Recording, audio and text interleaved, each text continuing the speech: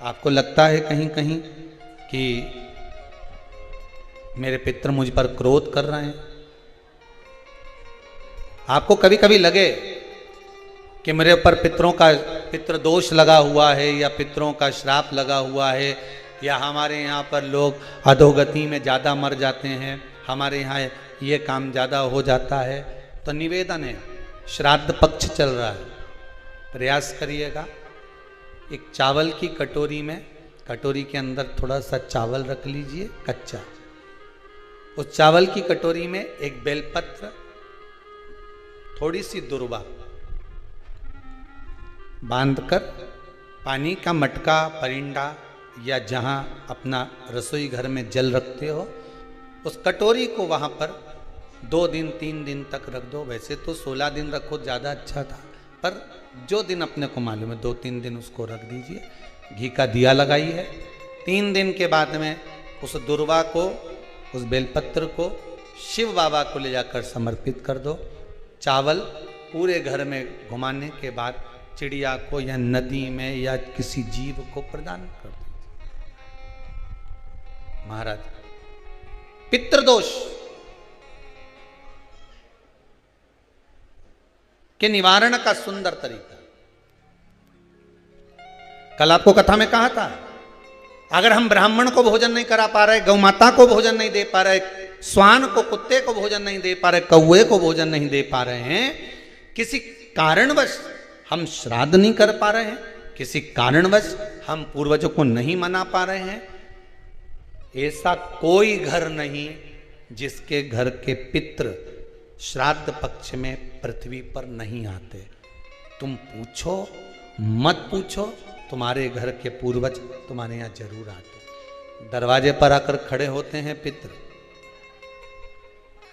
दरवाजे पर आकर हमारे घर के पितृ खड़े होते हैं, स्मरण करते हैं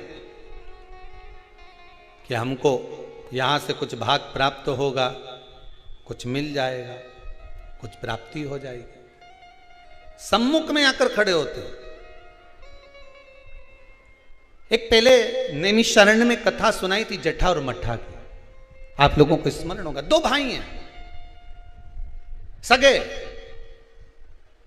जटा की पत्नी बड़ी तेज थी, उसने पूर्वजों का पूरा धन अपने पास में रख लिया। श्राद्ध पक्ष में जटा और मट्ठा की कथा का स्मरण होना चाहिए, पितृदोष से मुक्ति होती है। जटा की पत्नी बड़ी तेज थी, अपने पूर्वजों का धन पूरा रख लिया। एक दिन जटा की पत्नी ने जटा से कहा, मट्ठा की पत्नी बड़ी तेज थी और मट्ठा की पत्नी ने सब कुछ अपने पास में रख लिया। एक दिन मट्ठा की पत्नी ने अपने पति मट्ठा से कहा, सुनो स्वामी, एक काम करो। मट्ठा ने पूछा, क्या? अब तुम्हारे भाई का तो कोई रोल रहा नहीं है, सब कुछ अपने पास आ गया है, क्यों फालतू का खर्चा करते हो, उसको घर में रखते हो, अलग करो। मट्ठा ने आज जटा को बुलाया, जटा सुनो, अब हम तुम्हारे साथ नहीं रहना चाहते, जाओ। वही वाली बात आ गई, देख लिया संसार हमने, सब मतलब के यार हमने देख लिया। तुम देते रहोगे, दुनिया को अच्छे लगोगे, देना बंद कर दोगे, दुनिया के लोगों में बुरे हो जाओगे। कोई तुम्हारे यहां मांगने आया, भैया देना 10,000, तुमने निकाल कर दे दिया, जी जी बहुत जोरदार, काका जी बहुत जोरदार। और दूसरी बार मांगने आया और तुमने नहीं दिया, फिर तो फोन आना ही बंद। सब मतलब के यार हमने देख लिया, देख लिया, कौन पूछे। मट्ठा ने हटा दिया जटा को, जटा चले गया। जटा ने कहा, भैया कुछ प्रॉपर्टी का हिस्सा तो दो। काय की प्रॉपर्टी? तूने माँ बाप की सेवा करी? भैया सेवा तो मैं नहीं करी ना, कौन ने करी?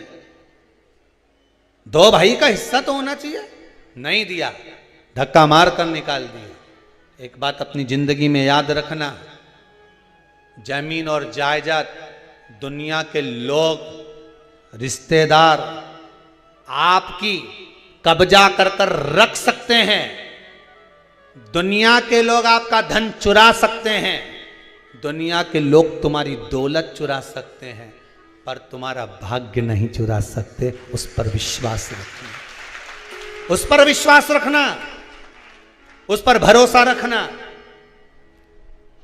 ले ले जमीन, ले ले तो कितना लेगा, कितनी रजिस्ट्री कराएगा, कितना पैसा इकट्ठा करेगा, कर ले, ले जा।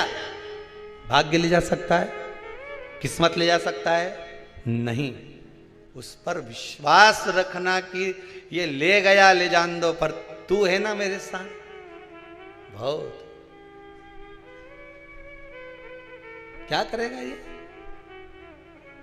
रख लिया मठा ने, जटा को नहीं दिया। जटा की पत्नी रोती हुई कहती है, स्वामी चलो। छोटा सा झोपड़ा, 2 आम का पेड़ था, एक आम के पेड़ से एक आम का पेड़ पे एक बांस बांधा, उसके दूसरी 2 लकड़ियां लगा के उस आम के बीच में दोनों झोपड़ा बनाकर रहने लगे। पितृपक्ष आ गया, श्राद्ध आ गया। मठा की पत्नी ने बोला, सुनो, हमारे रिश्तेदार तो हमारे आना ही छोड़ दिए। रिश्तेदार आना कब छोड़ते हैं? जब तुम्हारे भीतर अहंकार बहुत बढ़ जाता। जरा जरा सी बात में मैंने वो प्रॉपर्टी खरीद ली, मैंने हाथ का ब्रेसलेट खरीद लिया, महाराज छोरा तो इतना कमाए, महाराज तो दुकान ऐसी चले। रिश्तेदार तुम्हारा बखान सुनने थोड़ी ना आए, रिश्तेदार तो तुमसे मिलने के लिए आए।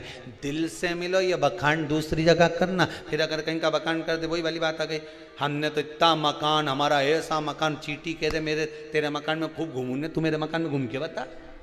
फिर वही वाली बात आ गई कि नहीं? तो घूम के बता दो फिर उस मकान में।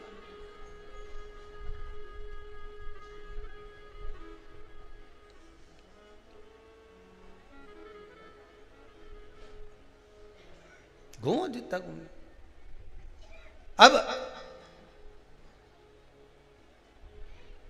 मठा की पत्नी ने कहा अपने यहाँ रिश्तेदार नहीं आ रहे। अब इतना अपने जोरदार कलर करवाया मकान में, कितना जोरदार जोरदार फर्नीचर बनवाया, और कोई देखने नहीं आए तो काय का मतलब? एक काम करो, तुम्हारे पिताजी का श्राद्ध आ रहा है, तुम्हारे दादाजी का श्राद्ध आ रहा है, श्राद्ध पक्ष आ रहे हैं 16 दिन श्राद्ध के। एक दिन ऐसा कर लो, सारे रिश्तेदारों को बुला लो श्राद्ध में, पंडित जी के भी बुला लो। और सुनो, अपन श्राद्ध करते हैं, सारा रिश्तेदार आएगा तो अपना मकान देख के तो जाएगा। श्राद्ध करा, ठीक है, खीर बनवाई, पूड़ी बनवाई, सब बनवाया।